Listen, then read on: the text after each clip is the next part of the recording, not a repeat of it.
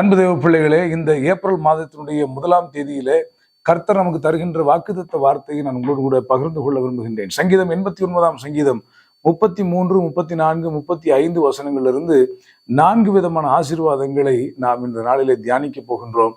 முதலாவதாக அவர் சொல்லுகின்றார், என் கிருபையை உன்னை விட்டு விலக்கிக் கொள்வதில்லை. இரண்டாவதாக அவர் சொல்லுகின்றார், என் உண்மையிலிருந்து நான் பிசகுவதில்லை. மூன்றாவது அவர் சொல்லுகிறார், என் உடன்படிக்கையை நான் மீறுவதில்லை. நான்காவது, என் உதடுகள் விளம்பினதை நான் மாற்றிக்கொள்வதில்லை என்று சொல்கின்றார். அவர் தம்முடைய கிருபையை ஒருபோதும் விலக்கிக் கொள்வதில்லை. இதுவரைக்கும் நம்முடைய நீதியினால் அல்ல, அவருடைய இரக்கத்தினால், அவருடைய கிருபையினால் நாம் அனுபவித்து வருகின்ற காரியங்களை அவர் நம்மை விட்டு விலக்குவதில்லை என்று இந்த மாதத்தின் துவக்கத்திலே கர்த்தர் நம்மோடு கூட பேசுகின்றார். மலைகள் விலகினாலும் பர்வதங்கள் நிலை பெயர்ந்தாலும் அவர் தம்முடைய கிருபைகளை ஒரு நாளும் உங்களை விட்டு விலக்கிக் கொள்ள மாட்டார் என்பதை நான் உங்களுக்கு சொல்லிக்கொள்ள ஆசைப்படுகின்றேன். இரண்டாவதாக அங்கே சொல்லப்பட்டிருக்கிறது, என் உண்மையில் நான் பிசகுவதில்லை. உண்மை என்று சொன்னால் ஃபெய்த்ஃபுல்னஸ்.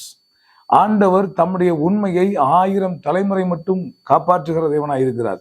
இந்த சங்கீதத்திலே குறைந்தபட்சம் 5 முறை தம்முடைய உண்மையை குறித்து அங்கே எழுதப்பட்டிருக்கிறது. அவருடைய உண்மை தலைமுறை தலைமுறை தோறும் உள்ளது. வானங்களிலே அதை ஸ்தாபித்து இருக்கிறார். பரிசுத்தவான்களுடைய சபையிலே அவருடைய உண்மை விளங்கும் என்று சொல்லப்பட்டிருக்கிறது. தாவீதுக்கு நான் கொடுத்த உண்மையை நான் மாற்றிக்கொள்வதில்லை, விலக்கிக் கொள்வதில்லை, எடுத்துக்கொள்வதில்லை என்று இந்த சங்கீதத்திலே கர்த்தர் சாட்சி சொல்லுகின்றார். மூன்றாவதாக, என் உடன்படிக்கையை நான் மீறாமல் இருப்பேன் என்று சொல்கின்றாரே. என்ன உடன்படிக்கை?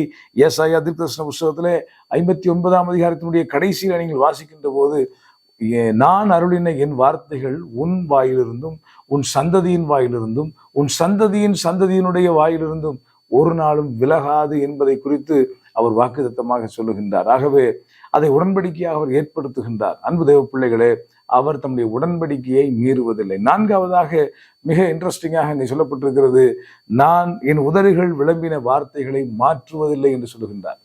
அதாவது யாக்கோபை பார்த்து, நான் உனக்கு சொன்னதை நிறைவேற்றும் அளவு உன்னை கைவிடுதல் என்று சொன்னாரே. நம்முடைய வாழ்க்கையிலே நம்மை நம்ப பண்ணின தம்முடைய வசனங்களை நிச்சயமாய் கர்த்தர் நிறைவேற்றுவார். வானம் பூமி ஒளிந்து போனாலும் அவருடைய சத்திய ஜீவ வார்த்தைகள் ஒரு நாளும் ஒளிந்து போவதில்லை.